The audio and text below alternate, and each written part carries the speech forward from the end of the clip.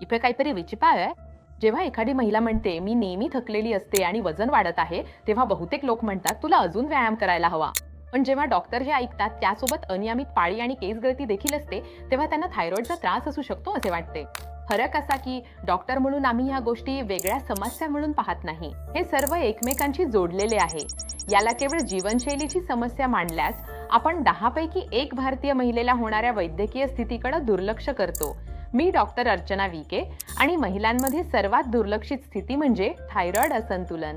हे शांतपणे ऊर्जा, चयापचय, मनस्थिती आणि प्रजनन क्षमतेवर परिणाम करते. पण कठीण गोष्ट म्हणजे याची लक्षणे अनेकदा सामान्य वाटतात. ऑनलाईन प्लॅटफॉर्मवर थायरॉइड हे जवळपास प्रत्येक गोष्टीसाठी एक लोकप्रिय स्पष्टीकरण बनलं आहे. म्हणून लोक एकतर एकच चाचणी पुन्हा पुन्हा करत राहतात, पण त्याचा अर्थ समजून घेत नाहीत किंवा थायरॉइडला एक लेबल सारखे घेतात. माझा थायरॉइड आहे असं म्हणतात, पण ते कमी कार्यरत आहे का, जास्त कार्यरत आहे का, तात्पुरते आहे का, की अजिबात संबंधित नाही हे त्यांना माहीतच नसतं. आणि महिने उलटून जातात कारण लक्षणे अजूनही तणाव, थकवा किंवा फक्त हार्मोनसारखेच दिसतात. काही महिलांमध्ये याच्या उलट लक्षणं दिसतात. हृदय वेगाने धडधडणे, घाम येणे, वजन कमी होणे आणि त्यांना फक्त चिंता आहे असं सांगितलं जातं. मग थायरॉइड नेमकं काय करतं? तुमचा थायरॉइड हा तुमच्या मानेत असलेला फुलपाखरासारखा ग्रंथी आहे. तो असे हॉर्मोन्स तयार करतो जे शरीरातील ऊर्जा, हृदयाचे ठोके, कॅलरीज चालण्याचा वेग आणि मेंदूचे कार्य नियंत्रित करतात.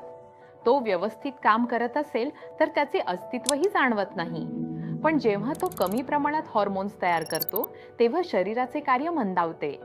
मेटाबॉलिझम मंदावल्यामुळे तुमचे वजन वाढू लागते, तुमचं पचन मंदावलं जातं आणि त्यामुळे पोट फुगलेलं किंवा बद्धकोष्ठतेची भावना येते. तुमचा मासिक पाळीचं चक्र विस्कळीत होतं, त्यामुळे पाळी अनियमित होते. तुमच्या केसांच्या वाढीचा चक्रही मंदावतो, त्यामुळे जास्त केस गळतात. तुमची ऊर्जा पातळीही कमी होते, त्यामुळे तुम्ही सतत थकलेले वाटता.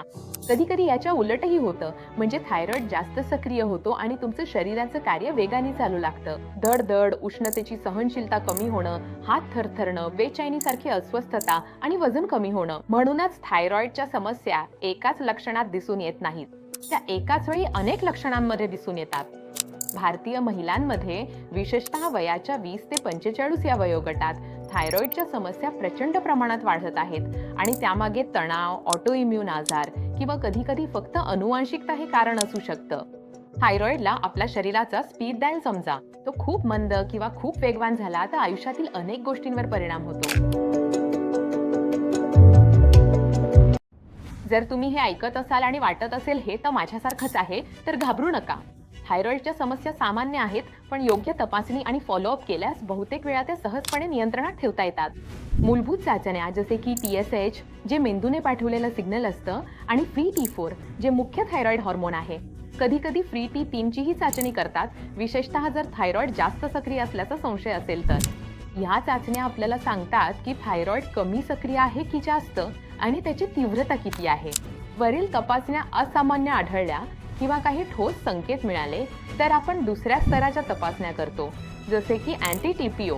कधी कधी याला अँटी थायरोग्लोब्युलिन किंवा अँटी TG असेही म्हणतात. अँटी TPO ही एक अँटीबॉडी चाचणी आहे जी ऑटोइम्यून थायरॉइड समस्येचा संकेत देते. जर डॉक्टरांना थायरॉइड ग्रंथीमध्ये जास्त सक्रियतेचा संशय आला तर ते आणखी एक अँटीबॉडी चाचणी सुचवू शकतात, जी म्हणजे TRAB. जर मानेला सूज, जडपणा किंवा गाठ जाणवली तर डॉक्टर मानेला अल्ट्रासाऊंड करण्याचा सल्ला देऊ शकतात. निवडक जास्त सक्रियतेच्या नमुन्यांमध्ये डॉक्टर थायरॉइड स्कॅन करण्याचा सल्ला देऊ शकतात, ज्यामुळे संपूर्ण ग्रंथी जास्त सक्रिय आहे की एखादा विशिष्ट भाग कारणीभूत आहे हे कळतं. जर गाठ आढळली तर अल्ट्रासाऊंडच्या वैशिष्ट्यांवर आणि आकारावर आधारित डॉक्टर FNSC म्हणजे साधी सुई तपासणी करण्याचा सल्ला देऊ शकतात, ज्यातून गाठ तपासली जाते.